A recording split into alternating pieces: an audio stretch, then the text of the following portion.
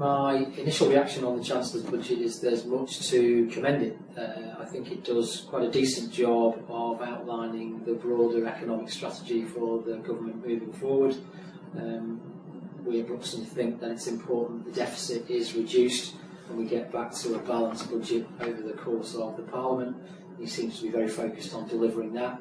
And more generally, stability for the economy is really important in helping them to generate growth.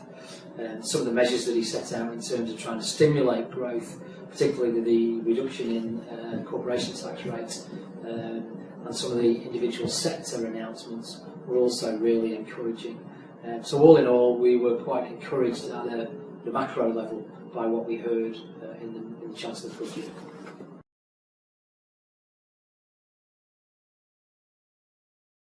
The areas that are positive are indirect in impact, so the general economic stability that's trying to be delivered, the reduction in the budget deficit as we move forward is positive on a macroeconomic level.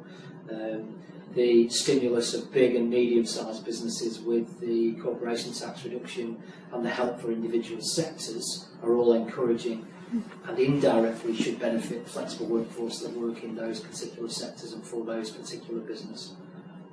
There is one aspect that particularly bears mention, which is a negative impact on contractors, and that's the focus around IR35 and more particularly around the recent political embarrassment that was the contractors working for the civil service in high-paid, high-powered positions, and how the government had chosen to respond to that. Within the budget is a proposal for a consultation to effectively put the responsibility for deducting tax and national insurance for contractors who work in particular jobs of control and influence or particular office holder roles in organisations with that end organisation, effectively saying that you can't be a contractor and work in certain roles.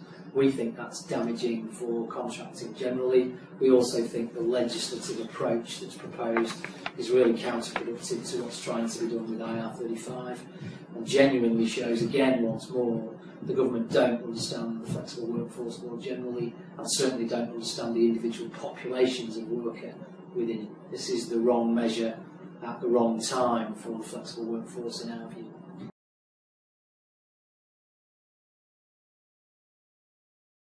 No, I don't think the budget has given any significance to the flexible workforce whatsoever. If you look at some of the pretty impressive shows of support for certain sectors of industry, certain types of business, certain sectors of activity, to leave out the flexible workforce completely in terms of the positive measures and the encouragements provided, and even the rhetoric talked of, shows how little this government recognise the value of that workforce. And again, as we've said before, we'd argue that it's failing to see the value of that at its peril. If it's not careful, it will actually actively damage this workforce, and it's a real competitive edge within the market generally and in the economy generally that we need to protect and develop.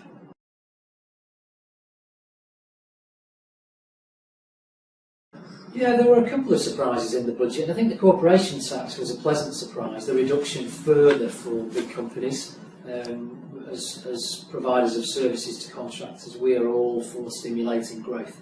That's what ultimately will deliver the right environment for the UK economy generally and for our customers in particular. So that was a pleasant surprise. I think the focus on some of the industries and the individual bits of stimulus for those were also a little bit of a surprise, I guess, in terms of the range of that. The other obvious surprise, just to say, again, the similar themed message is there's not enough in there in a positive direct impact on contracting, freelancing and self-employment generally. The Chancellor missed the trick again to genuinely stimulate that bit of the flexible workforce.